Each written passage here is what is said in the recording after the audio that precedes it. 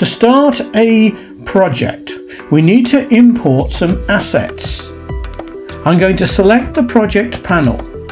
I'm going to double click in this blank area here where my cursor is.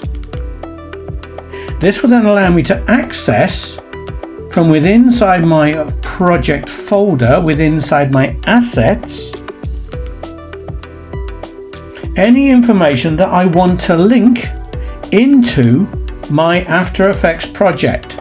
Similar to Premiere Pro, After Effects does not embed information into the document. It creates a link between the After Effects project and your assets. Now I'm going to select this file here, piece of Adobe stock media. I'm going to select Open. That will create a link. Within the project panel, you can see I have a little preview window giving me information about the asset itself. To create a composition. A composition is the key core element of an After Effects file.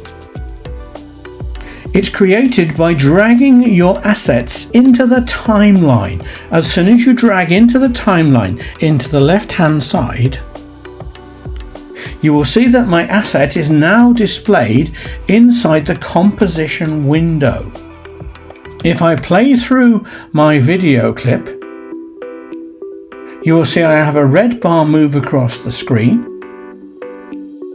When I finish playing and I press spacebar, the CTI, the current time indicator, matches the position of the red bar.